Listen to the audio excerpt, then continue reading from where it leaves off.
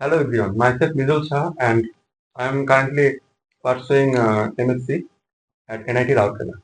So today I will discuss about thermodynamics and it is normally will be very basic and the sequence will be like that. At first we will know about some introduction and then the first law of thermodynamics and the heat and work. So what is thermodynamics? So in thermodynamics, this thermo heat and the dynamic the motion. तो thermo यहाँ पे मतलब है आपका heat and the dynamics है motion. तो heat जब motion में होता है तब क्या होता है मेनली हीट एक फॉर्म से दूसरे फॉर्म में ट्रांसफॉर्म हो सकता है। तो यहाँ पे हीट मतलब क्या है? हीट मतलब एक एनर्जी है और हम ये भी जानते हैं कि एक work also energy. So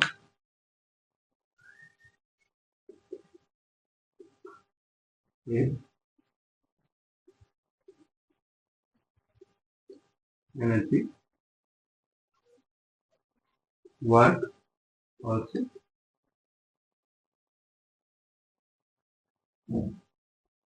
energy. So normally क्या होता है ये थर्मोडायनेमिक्स मेनली यहाँ पे हम लोग जो पढ़ेंगे वो क्लासिकल है जो माइक्रोस्कोप पे पढ़ाया जाता है। थर्मोडायनेमिक्स में भी बहुत पहले से ही हम लोगों का जैसे 200 या 300 ईयर्स पहले से ही ये चलता आ रहा है। धीरे धीरे से जब डेवलप हुआ देन हम लोग के पास बहुत इक्वेशन आए। पहले क्या होता था जैसे थर्मोडायनेमिक्स मतलब क्या है? हीट या एनर्जी एक फॉर्म से दूसरे फॉर्म में ट्रांसफर हो रहा है, ट्रांसफॉर्म हो रहा है। तो जैसे पहले एक पत्थर दूसरे पत्थर में कोलिशन होता है तो क्या होता है यहाँ पे एक वर्क हो रहा है, कोलिशन हो रहा है, देन क्या होता है हीट जनरेट होता है, जैसे फायर फायर प्रोड्यूस होता है। That is also thermodynamics. Then धीरे धीरे ये बहुत पहले का बात है जो धीरे धीरे लोग समझ रहे थे कि ऐसे ऐसे भी होता है। फिर धीरे धीरे डेवलप हुआ। देन आया हमारा ट्रेन। तो ये भी बहुत साल पहले। देन वहाँ पे क्या यूज होता है?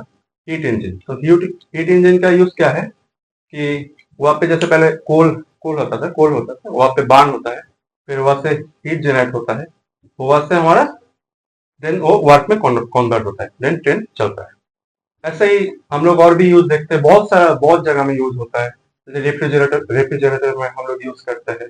जैसे वर्क डन करते हैं, वर्क डन के बाद वो क्या होता है वर्क डन करके हीट मेरा जितना कम कम से मतलब नॉर्मली हीट क्या होता है ज्यादा से कम टेम्परेचर में हीट जाता है। तो वहाँ पे क्या करता है कि वो कम हीट से वो और भी कम करता है, उसको वर्क डन करना पड़ता है उसको। ठीक है, ये है नॉर्मली हम लोग बहुत जगह में यूज करते हैं थर्मोडायनेमिक्स। तो अब हम लोग थोड़ा सा इंटरनल एनर्जी के बारे में जान लेते हैं। What is internal energy? Internal energy the total energy of the heat and work.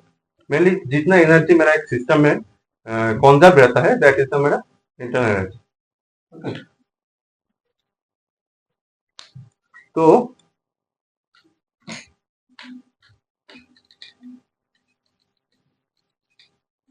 First law of thermodynamics क्या बोलता है? फर्स्ट लॉ ऑफ थर्मोडायनेमिक्स बोलता है कि energy can't be created and can't be destroyed.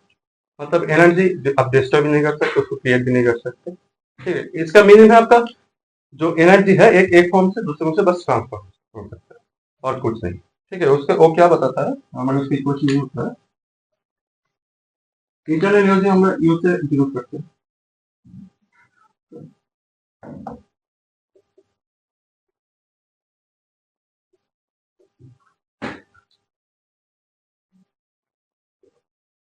ये internal energy you is the internal energy and W is the work and Q is heat. So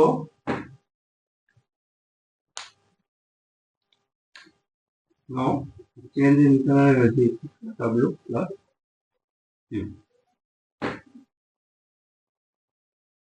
तो अब हम लोग थोड़ा सा जानेंगे कि सिस्टम एंड सराउंडिंग के बारे में। तो सिस्टम क्या है? हम लोग जिसके ऊपर फोकस करते हैं। जैसे जैसे आप मान लीजिए यहाँ पे एक कप चाय है, ठीक है, एक गर्म चाय है। तो इसमें जो ये अंदर चाय है ये आपका सिस्टम सिस्टम और बाहर का जितना जो कुछ है वो सब सराउंडिंग है।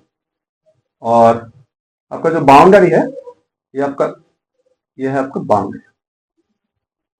जिस कंटेनर में आपका चाय है कंटेनर को लो, जिसमें हीट आपका नॉर्मली ट्रांसफर होता है। तो क्योंकि बाहर का हीट कम है तो और इसका कप का चाय का हीट ज्यादा है, तो जब हम लोग ऐसे नॉर्मली एक कप को रख देंगे तो ये हीट ट्रांसफर होकर थर्मली इक्विलिब्रियम में चला आता है।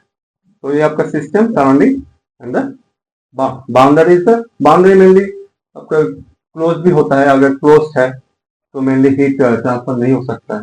ओपन होता है, डायथर्मल होता है जहाँ से बस टेम्परेचर इधर उधर हो सकता है। ओपन में नॉर्मली पूरा ही मेटल प्लस हीट दोनों ही ट्रांसफर होता है टू द सराउंडिंग। इसके बाद हम लोग थोड़ा सा जानेंगे कि फंक्शन के बारे में। तो फंक्शन मेनली यहाँ पे फंक्शन स्टेट फंक्शन है, path function, state function and path function. तो स्टेट फंक्शन क्या है? मान लीजिए दो स्टेट है, जैसे स्टेट 1 एंड स्टेट 2, ठीक है। ये स्टेट 1 से स्टेट 2 में डिफरेंट पाथ से जाते हैं, ऐसे पाथ से जा सकते हैं, ये पाथ से जा सकते हैं, नॉर्मली है। तो स्टेट फंक्शन में ये पाथ के ऊपर डिपेंड नहीं करता है। आपका ये जो डेल एस होता है, डेल एस जैसे मान लीजिए del S dash, del S double S, ये डैश के लिए डबल एस के लिए इसका डिफरेंस सेम होगा, ठीक है। जैसे नॉर्मल टेम्परेचर के जैसे वो डिफरेंट पाथ थ्रू होकर जा सकता है, लेकिन उसका डिफरेंस आपका सेम होगा दोनों का, ठीक है। और पाथ फंक्शन क्या है? जैसे दो एक स्टेट से दूसरे जा सकते हैं लेकिन डिफरेंट पाथ आप लोग फॉलो करते हैं। तो इसमें क्या होता है आपका, जैसे वर्क डन में वर्क डन आपका W1 W2 इस रास्ते से जाएंगे, इस रास्ते से जाएंगे, देन आपका जो वर्क डन होगा यहाँ पे वो इस पाथ के लिए ए पाथ बी पाथ, दोनों पाथ के लिए डिफरेंट होगा।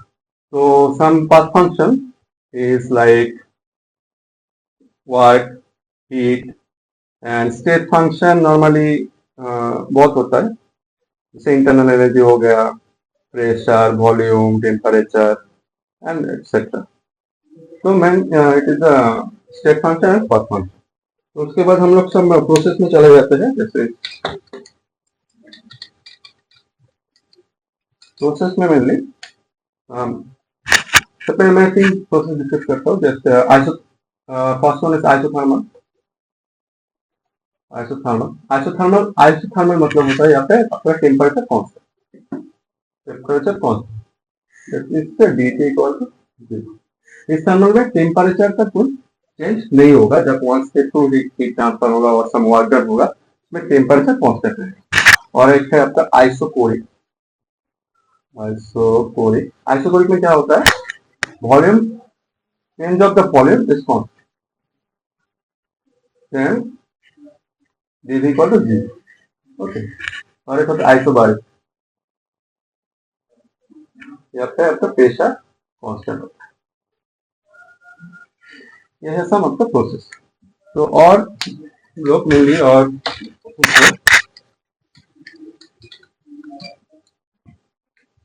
रिवर्सिबल एंड इरिवर्सिबल प्रोसेस इससे मोस्ट इंपॉर्टेंट, एंड ये थोड़ा सा जानेंगे हम लोग what is reversible process and irreversible.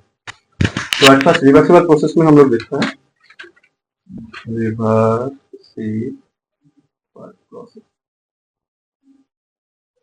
Reversible process में क्या होता है, मान लीजिए ये कंटेनर है, इसमें पूरा गैस है, गैस मॉलिक्यूल, ठीक है। यहाँ पे एक सिस्टम, ठीक है। अंदर का गैस से एक प्रेशर होगा, तो दैट इज पी इंटरनल, ठीक है। ये पिस्टन को ऊपर जाने में प्रेशर देता है, ऊपर जाने में, और बाहर से भी एक प्रेशर आता है, that is surrounding pressure P external, ठीक है। तो रिवर्सिबल प्रोसेस में मेनली ये बहुत स्लो प्रोसेस है, बहुत स्टेप में होता है, ठीक है। और इसका जो आपका एक्सपेंशन का वर्क डन होता है वो मैक्सिमम। तो मेनली रिवर्सिबल में मान लीजिए यहाँ पर कुछ स्टोन है, तो अब एक स्टोन आप लोग हटा देंगे तो ये थोड़ा सा ऊपर जाएगा, तो अगेंस्ट द ग्रेविटी थोड़ा वर्क करे, लेकिन वो फिर इक्विलिब्रियम में, क्योंकि नॉर्मली पी एक्सटर्नल और पी इंटरनल रिवर्सिबल प्रोसेस में ये दोनों नॉर्मली इक्विलिब्रियम में चला जाता है। बहुत आसपास का इन लोगों का प्रेशर का डिफरेंस होता है, दैट इज का रिवर्सिबल प्रोसेस। नॉर्मल नेचुरली ये बहुत कम दिखता है, नेचुरली नहीं होता है। तो और इरिवर्सिबल प्रोसेस में क्या होता है, इरिवर्सिबल में आपका ये पी एक्सटर्नल एक सिंगल स्टेप में होता है। जैसे यहाँ पे एक बड़ा सा एक स्टोन है, तो आपको हटा दे तो प्रेशर का डिफरेंस बहुत ज्यादा होता है, तो बहुत जल्दी ऊपर चला जाए। ठीक है, ये चीज आपका रिवर्सिबल प्रोसेस है। नेचुरली रिवर्सिबल प्रोसेस ज्यादा दिखता है, जिससे सबका रिवर्सिबल नहीं होता। अभी हम थोड़ा वर्क एंड पीस के बारे में डिस्कस करेंगे, और वर्क डन इक्वेशन भी डिस्कस करेंगे, उसका थोड़ा सा कार वगैरह भी डिस्कस करेंगे, और देन हम लोग उसका थोड़ा न्यूमेरिकल डिस्कस करेंगे जो एग्जाम में आता है, जेई में, जेई मेन, जेई एसएससी में आता है। तो पहले तो हमारा जो यहाँ पर वर्क डन होता है, ये मेनली हमारा मैकेनिकल वर्क डन। ओके, तो ये like PV work. PV work क्या है, प्रेशर एंड वॉल्यूम का खेला। प्रेशर हम लोग बढ़ाएंगे, वॉल्यूम घटेंगे, प्रेशर कम कर देंगे, वॉल्यूम बढ़ जाएंगे। ठीक है, लेकिन ये पीवी कैसे वाट के साथ रिलेटेड है, ये थोड़ा सा जान लेते हैं।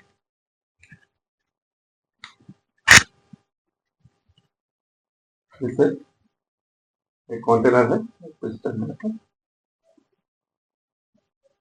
यहाँ पे गैस मॉलिक्यूल, बाहर से जो प्रेशर आता है तो पी एक्सटर्नल, और अंदर का पी इंटरनल गैस मॉलिक्यूल।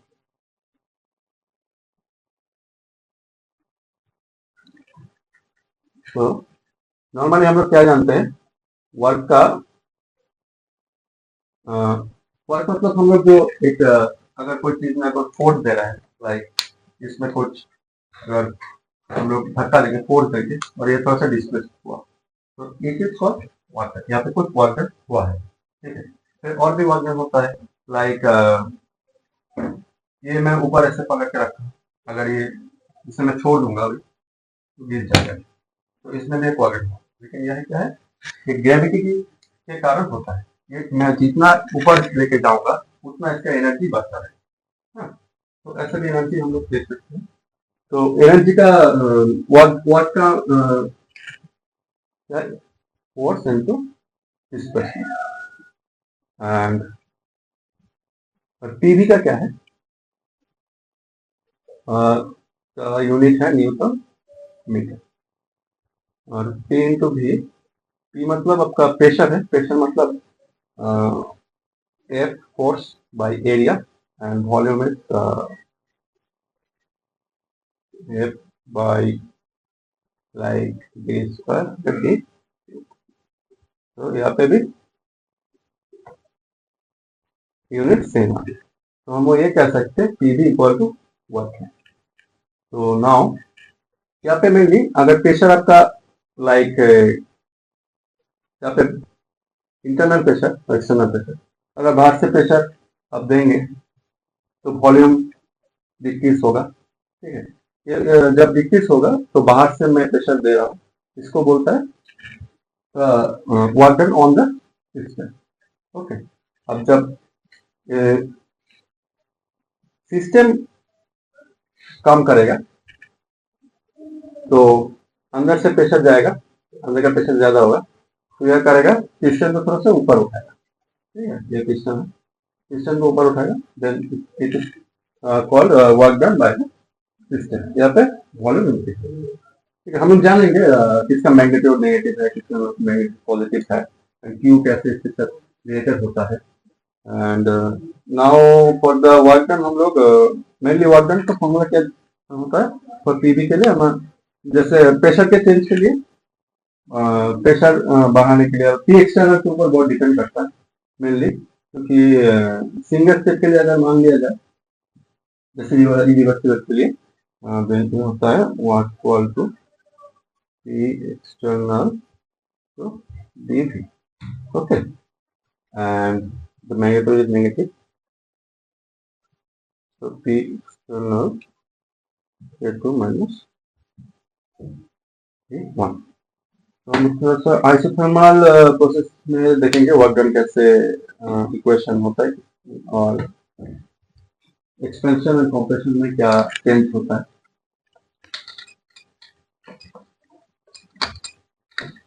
तो आइसोथर्मल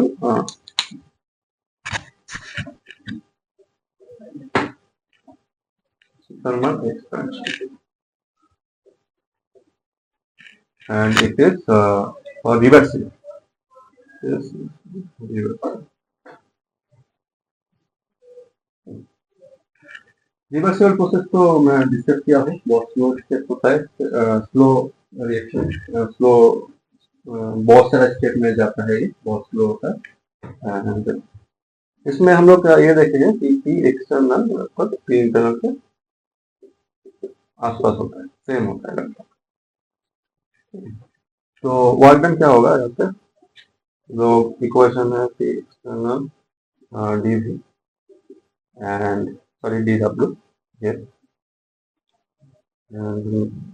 इंटरनल के लगभग समान है।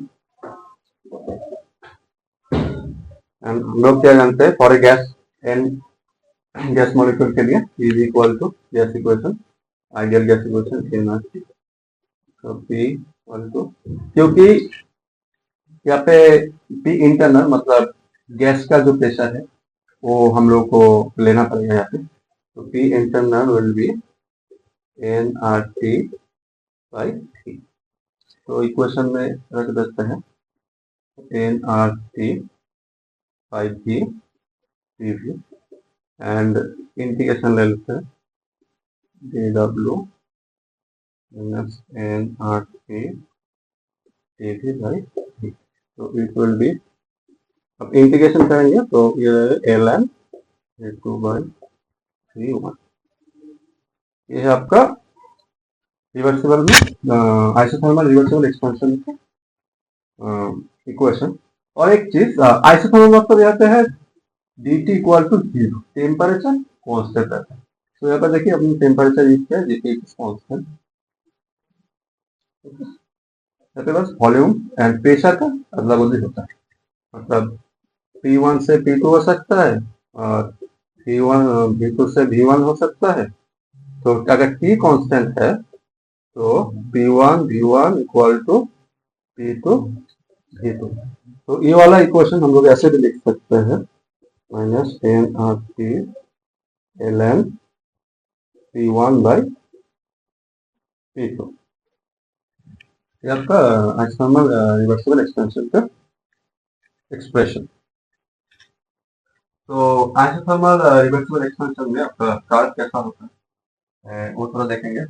रिवर्सिबल का तो पता है, वो नॉर्मली एक्सटर्नल प्रेशर के ऊपर पूरा पूरी डिपेंड रहता है। तो इरिवर्सिबल के लिए मैंने जो क्वेश्चन वर्क डन था वो वही है P external V2 minus V1, ठीक है। तो और ये इरिवर्सिबल के लिए और रिवर्सिबल के लिए है माइनस एनआरटी एरिया। इसका कार्य कैसा आता है नॉर्मली, पीवी कार्य देखो मैं, तो रिवर्सिबल के लिए ऐसा होता है, ठीक है। नॉर्मली मान लीजिए यहाँ से मैं स्टार्ट हुआ तो यहाँ पे जा रहा है, तो ये क्या है एक्सपेंशन का कार्य, ठीक है। प्रेशर डिक्रीज कर रहा है और वॉल्यूम यहाँ पे इंक्रीज किया है, तो हमारा रिवर्स हुआ।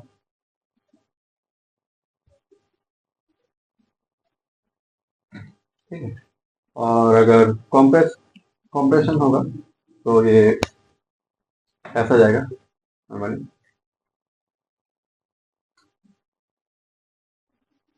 ऊपर जाएगा ये स्टेप से ये स्टेप जाएगा। ये नॉर्मली रिवर्सिबल के लिए है, और ये भी रिवर्सिबल के लिए तो कुछ है नहीं, नॉर्मली जैसे P1 ये मान लीजिए P2 है, ये P1, तो ये एक्सपेंड हो रहा है, तो वॉल्यूम ये V1 ये V2, P1 से V2 में जाएगा, तो P2 is the external, P external, तो ये है मतलब ये जो बॉक्स है ये है आपका वर्क ऑफ द ये रिवर्सिबल, ये है एक्सपेंशन के लिए। तो एक्सपेंशन के लिए और रिवर्सिबल के लिए ये वाला ये ना। तो यहाँ पे तो दिख रहा है कि रिवर्सिबल के लिए वर्क डन अगर एक्सपेंशन होगा, एक्सपेंशन के लिए तो एक्सपेंशन रिवर्सिबल रिवर्सिबल से ज्यादा है। कॉम्प्रेशन के लिए ये आपका पी एक्सटर्नल हो जाएगा, क्योंकि कॉम्प्रेशन के लिए आपका पी बढ़ रहा है और वॉल्यूम डिक्रीज हो रहा है। तो normally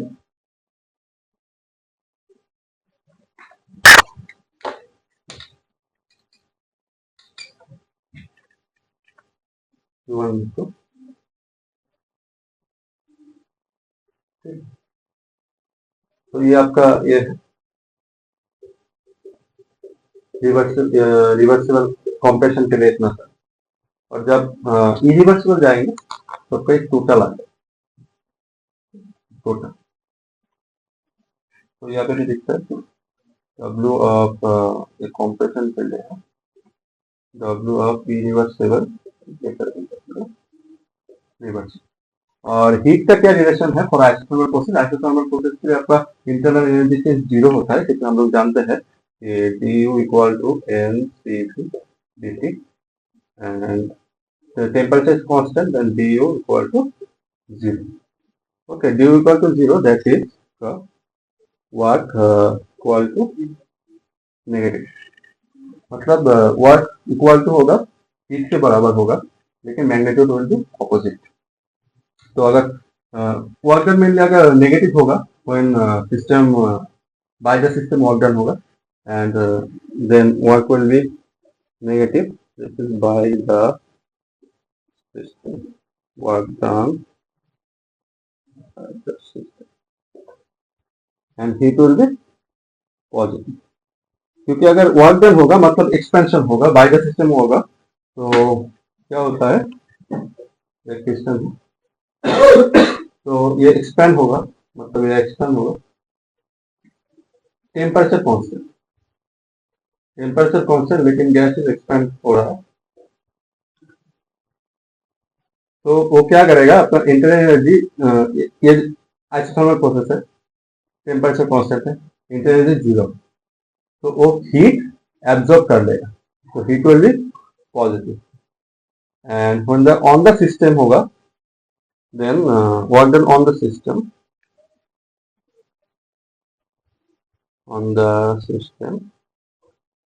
that is will be ऊपर से प्रेशर आएगा, कंप्रेस होगा, वॉल्यूम घटेगा, and the work will B positive magnetic and negative is heat. Okay, and the for free expansion, अगर फ्री एक्सपेंशन की बात करो और वैक्यूम में वर्क डन की बात करो, तो इस दोनों केस में आपका पी एक्सटर्नल जीरो होता है। तो जीरो होने के कारण आपका internal energy change and sorry work done is also का हेल्प कोई वर्क डन नहीं होता, जीरो। चलिए आप थोड़ा सा क्वेश्चन डिस्कस कर लेते हैं। जो ये क्वेश्चन हम आइसोथर्मल रिवर्सिबल एक्सपेंशन रिलेटेड है। ये जे मेंस पे भी आया, जी मेंस का क्वेश्चंस है, ये लगभग शायद 21 या 22 का होगा। तो इस टाइप का क्वेश्चंस आता है जे मेंस में, 2-3 साल में बहुत आया है। तो यहाँ पे लिखा गया क्या क्वेश्चन पूछा है कि मैक्सिमम वर्क। ओके, तो when 5 moles of gas expand isothermally and reversibly at 300 Kelvin from 10 to 20 litre. तो ये एक्सपेंशन हुआ है, जो वॉल्यूम इंक्रीज हुआ है आइसोथर्मली, मतलब temperature constant, and it is a reversible. तो रिवर्सिबल में क्या वर्क डन का फॉर्मूला होता है, yes, N R T log natural V2 by V1। V is final volume, V1 is initial volume।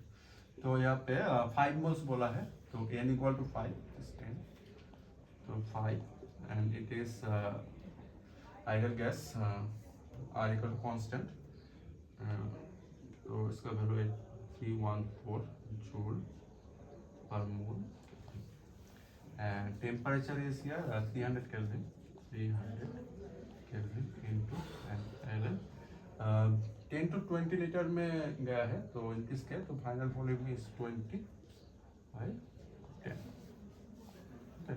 ये आप कैलकुलेट करेंगे तो इसका सॉल्यूशन लगभग आएगा, सॉल्यूशन आएगा 8631 जूल। ओके, इट इज आपका वर्क डन। एक्सपेंशन हुआ है तो वर्क डन का magnitude is negative, that is work done by the system. तो अगर आपको हीट पूछ दिया तो हीट क्या होता है, एक्सपेंशन जब होता है तो आइसोथर्मल तो इंटरनल एनर्जी जीरो, तो इंटरनल एनर्जी जीरो होता है means it system heat absorb करेगा, तो हीट का magnitude will be positive, so heat will be positive 8631 joule, 8.6 kilo joule. तो नेक्स्ट क्वेश्चन में हम लोग चलते हैं। तो ये है और एक क्वेश्चन, यहाँ पे आपको पूछा है कि 5 moles of an ideal gas at 1 bar and 298 Kelvin is expanded। यहाँ पे भी एक्सपेंशन हो रहा है, ठीक है, मतलब वॉल्यूम इंक्रीज हो रहा है इनटू वैक्यूम टू डबल, मतलब वॉल्यूम दुगना हो रहा है 2 times, तो वर्क डन कितना होगा। लेकिन एक चीज आपको मैं क्या बोला था कि अगर कोई वर्क डन हो रहा है, मतलब कोई फ्री एक्सपेंशन हो रहा है और कुछ वैक्यूम में वर्क डन हो रहा है, तो उस टाइम क्या होगा, पी एक्सटर्नल आपका जीरो होता है। तो for vacuum P external equal to zero, तो पी एक्सटर्नल का जीरो है तो वर्क डन ऑल्सो भी जीरो। तो नॉर्मली यहाँ पे आप कॉन्फ्यूज हो सकते हैं, लेकिन यहाँ पे वैक्यूम आपको देखना है, ये सब जस्ट कॉन्फ्यूज करने के लिए लगती है। वैक्यूम है तो आग बंद करके जीरो लिख दीजिए। Next question. तो और एक क्वेश्चन है, ये भी जी मेल का क्वेश्चन है। तो यहाँ पे पूछा है कि का हीट ट्रांसफर पूछ लिया, ठीक है। हीट ट्रांसफर मेनली आपका पहले तो यहाँ से वर्क डन निकाल लेते हैं, फिर उसका नेगेटिव कर देंगे क्योंकि आइसोथर्मल ही बोला है। तो क्वेश्चन पहले समझ लेते हैं क्या है। 5 moles of an ideal gas at 298 Kelvin, expansion हो रहा है इनकी isothermally, T constant from initial pressure 2.1 megapascal and 1.2 1.6 megapascal में अगेंस्ट कांस्टेंट एक्सटर्नल प्रेशर। आपको पहले में ये लग सकता है कि आइसोथर्मल ये रिवर्सिबल है, इरिवर्सिबल है, ये पहले समझना है। तो जब ये है कांस्टेंट एक्सटर्नल प्रेशर, देन ये एकदम समझना है कि ये इरिवर्सिबल की बात कर, ठीक है। क्योंकि फॉर इरिवर्सिबल प्रोसेस ये एक्सटर्नल कांस्टेंट है, ठीक है। और फॉर रिवर्सिबल प्रोसेस पी जो होता है प्रेशर वो हमेशा कांस्टेंट रहता है, तो वेरिएबल के जैसा वो वेरी करता रहता है, ठीक है। पी एक्सटर्नल पी इंटरनल थोड़ा सा कम थोड़ा सा ज्यादा, मतलब बहुत डिफरेंट से कम होता है। अगर पी एक्सटर्नल कम हो जाता है तो पी इंटरनल अगर ज्यादा है तो पी एक्सटर्नल थोड़ा ऊपर उठता है, ठीक है। तो इसमें आपका यह है इरिवर्सिबल प्रोसेस, तो इसका वर्क क्या पता है हमको, माइनस पी एक्सटर्नल तो D W equal to minus P external, तो W equal to P external P two minus P one. तो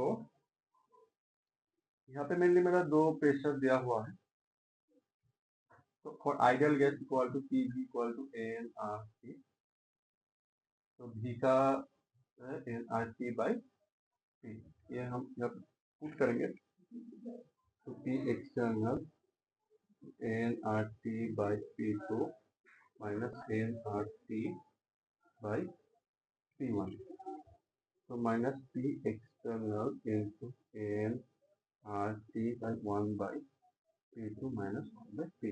P2 is the final pressure and P1 is the initial pressure. तो यहाँ पर हर कुछ put कर देंगे. So external pressure is 4.9 into 10 per minus 3 Pascal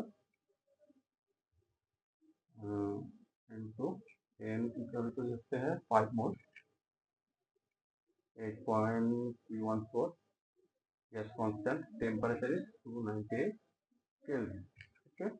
Into 1 by P2 का है 1.3 into 10 to the power minus 3 minus 1 by initial था 1.2.0 into 10 to the power minus 3.